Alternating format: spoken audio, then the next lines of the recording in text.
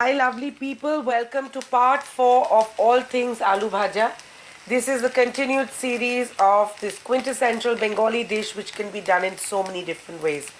Today's one is mustard oil, cubed peeled potatoes. I've taken 3 potatoes and around 6 green chilies just snapped in half. It's going to cook and brown a little bit in the mustard oil, and then we are going to go in with the flavoring and seasoning. So there's salt, of course the green chilies you've seen. We're going to use a teaspoon each of dhania powder and jeera powder and a teaspoon and a half of sugar. The sugar goes in right at the end and it will caramelize and make it a little crunchy and add a wee bit of sweetness, but it's not going to be terribly sweet. I'm going to bring you in for a closer look when we are almost done.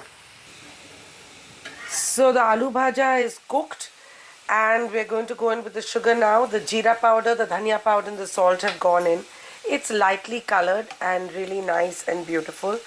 It's crisping up a bit, and the sugar goes in only when the potatoes are completely cooked, because it's going to be a quick stir after the sugar goes in and then it's going to be taken off the flame, else it's going to burn.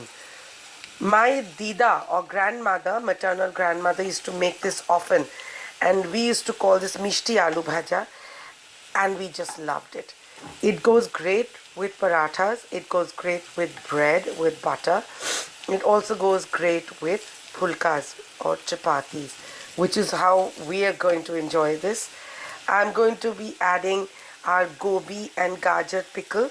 You can buy our gobi and gajar pickle on rustic jars. I'll put the name in the description.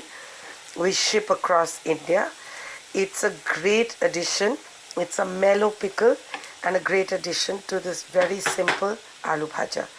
Once I add the sugar, I'm going to bring you in for the final look. Keep tasting as you go along. It has to be nice and salty and lovely with the spices. I'm going in with the sugar, and now you're going to see how nicely it's going to adhere to the pieces of potato. Just maybe 10 to 15 seconds of stirring, and you'll see it's turning nice and brown because the sugar is caramelizing. And there you have it. You see the brown aloo bhaja. There you have it, the Mishti Aloo Bhaja in our continuing series. Stay tuned for more episodes. Stay blessed and have a great rest of the week.